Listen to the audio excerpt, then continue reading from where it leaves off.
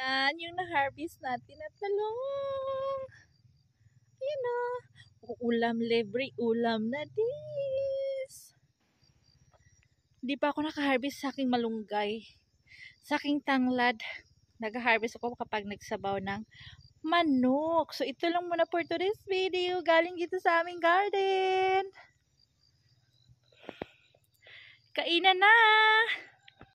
Hi mga mami! So, for today's video, magluto tayo ng uulamin. Ang ulam natin ngayon is garbanzos na nihati-hati. Oh, hati-hatiin siya. Pakukuluan natin with vegetable spinach yan siya mamaya. Kukunin muna natin sa garden. Tapos, yung ating pangalawang ulam is okra. So, ganito yung okra nila dito. Mamaya, lutuin natin. Pakita ko sa inyo paano pagluto. Ang pangatlong ulam natin is itlog. Egg curry. Para sa mga bata. Kasi hindi sila kumakain ng vegetables. So, 3 dish Pakistani ang lulutuin natin, guys. So, pupunta muna tayo sa garden. Kuha ng spinach.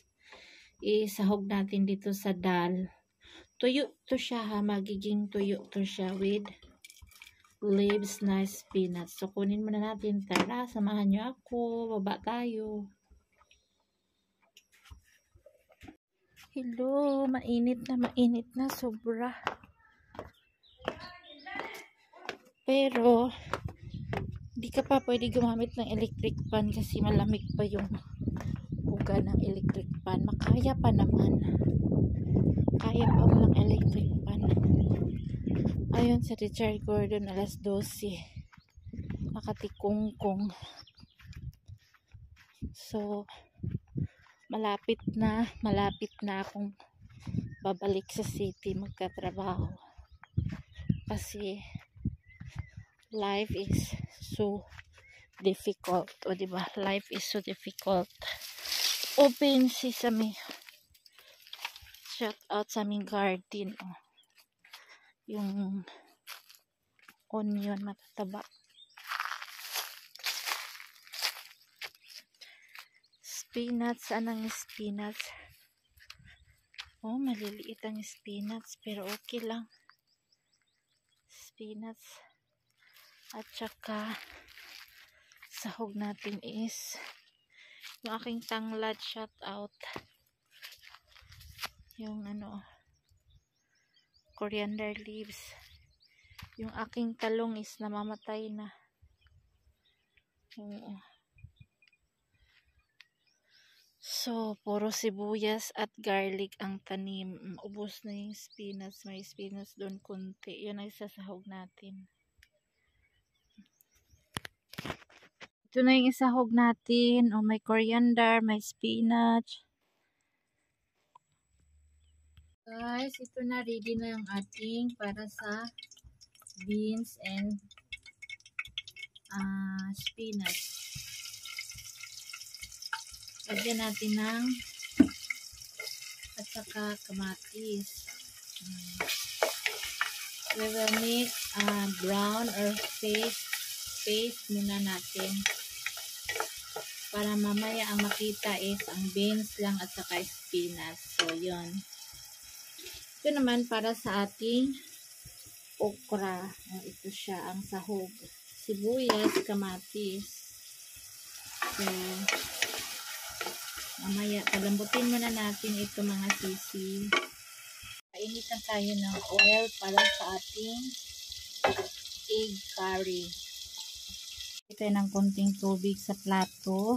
Tapos, lagyan natin siya ng asin at saka chili powder. Meron na siyang salt at saka chili powder. Tunawin muna natin.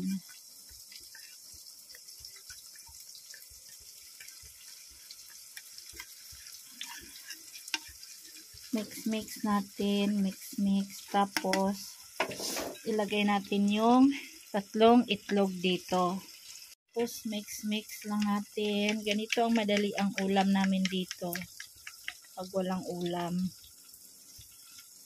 At saka yung mga bata kumakain, partner with chapati or rice. Kasama na dito yung tubig, asin. Batil muna natin yung egg para mag-mix lahat. Tapos, ilagay na natin siya sa pan. Yan. Madali ang luto lang yan ng itlog. Egg salad. Asan ang apoy? Kumusta naman kaya yung ating sa kabila? Hindi pa siya nalambot. Ipa-brown muna natin sila. Tapos ito yung ating itlog. Tatlong recipe yung ating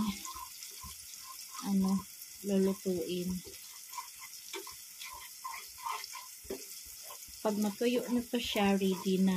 So, para to sa aming hapunan. Parang 3 araw na kain namin to kasi may beans, may itlog, at saka may okra.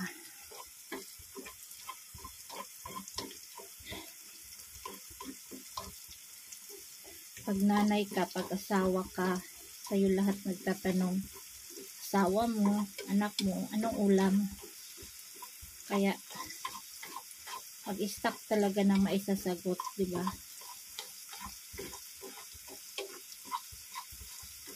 Ayan, parang ready na yung ating egg curry. Mamaya pagkakain, initin na lang ulit. So, ready na ang ating egg curry. Patayin na ang apoy. Dito naman tayo continuation sa ating spinach and dal. So, nilagyan ko ng konting tubig para magiging paste yung tomato and onion. So, now, lagyan natin ng asin. Kami? Asin.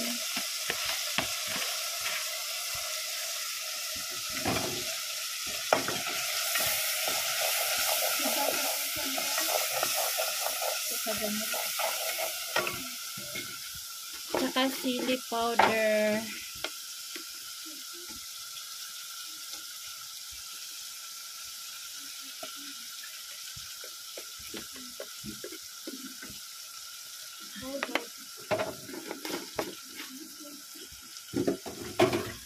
Mayra kay makulit.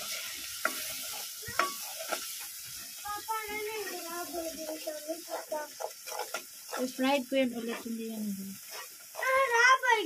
Hindi. Ayan, tapos ready na naman tayo ng oil. Kakawali. Here, everything is first oil. Painitin natin para sa onion and sa kamatis.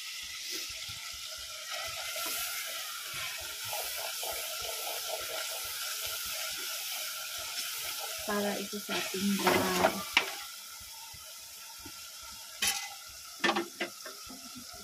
So, ilagay na natin ang kamatis at saka sibuyas na.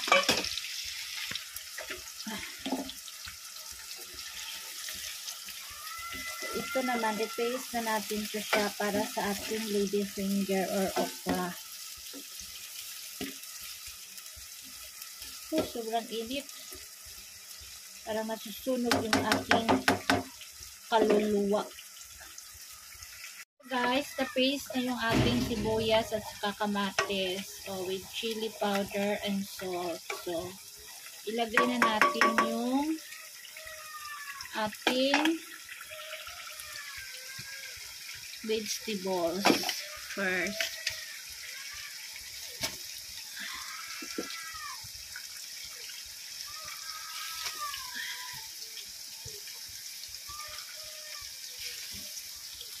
Guys, nalagay na natin yung ating spinach. And then, ilagay na natin yung ating dal or beans. Half garbanzos, half white garbanzos. Mayroong black na garbanzos or black chana.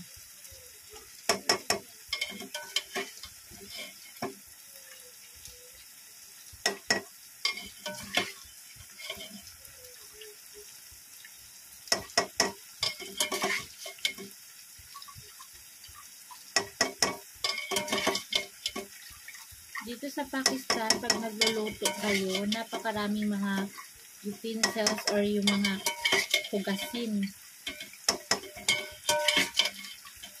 Tulad niyan, patong-patong na mga hugasin. Kaya ang Pakistan, napakaraming utensils, magulo ang kusina kasi sa daming hugasin. Tapos, mix na natin. Ang ating lady finger, hindi pa pwede. Yung ating dal, beans, at saka is malapit na. So, mix lang natin yan sila para magiging dry. Pag dry na, luto na. So, ayan, spinach with garbanzos. So, lutuin muna natin. Saka, takpan muna natin. Cover natin. Ito namang isa i-paste natin para sa ating okra. Ating spinach at saka beans is tingnan natin. Ayan, dry na siya. Hinaan natin yung fire. Ayan, wala na siyang sabaw. Ganyan siya dapat.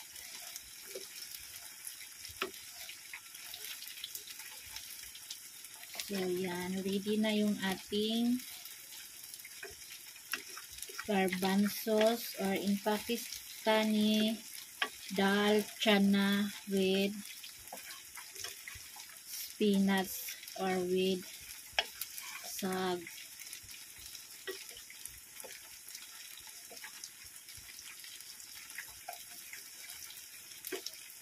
So, ready na ang ating second menu. First is egg and then ito. Masarap ito mga sisi. Masarap. So, ang ating is yung ating haluin man natin yung ating as you can see okra.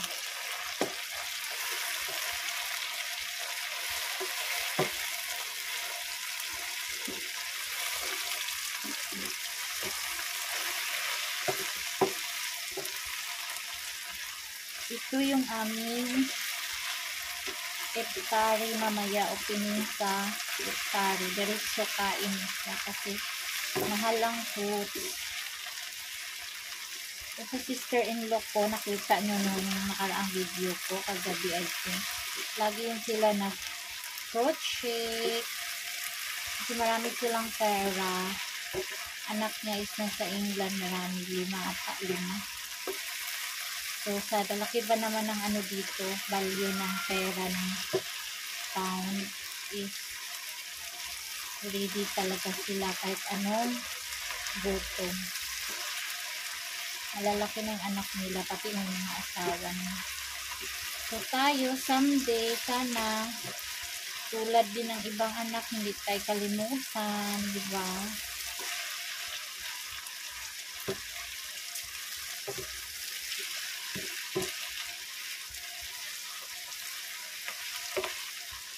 In my own case naman, yung nanay ko, sila talaga yung inuuna ko. Binabahayan ko sila kasi nakakatira lang sila sa tabi-tabi. Tent sa mga kapitbahay, ganyan. Ngayon, may sarili na silang kuryente, tubig at bahay. So, yan talaga yung inuuna kong porso nung kasagsagan ng YouTube ko. May sarili na akong bahay doon sa nanay ko, mga kapatid ko. So, yun. Halo-haluin lang natin mga sis. Tapos, lagyan na natin ko siya ng chili powder at saka asin. Lagyan ko na ng asin at saka chili powder.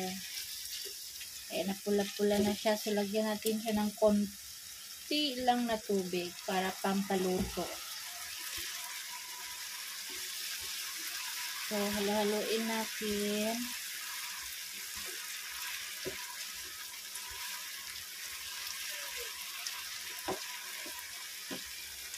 Matakbo yung aking kawali.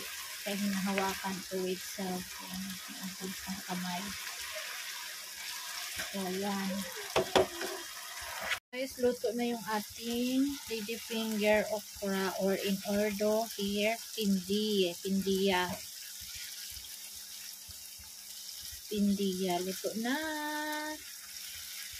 Masarap to siya sa kanin and sa chapati. Try nyo to guys. Ganito lang kabilis. Prito lang. Chili powder, salt, onion, kamatis, salt.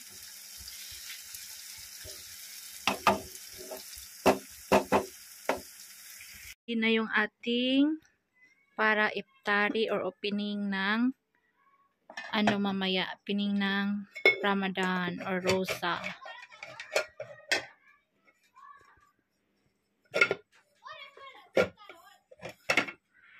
So first, meron tayong egg curry, beans with spinach, okra, and fried chicken. So, yan mamaya ang ating pagsalo-saluhan, yung aming dinner. Luto na, makapupahinga na ang ilaw ng tahanan, o diba?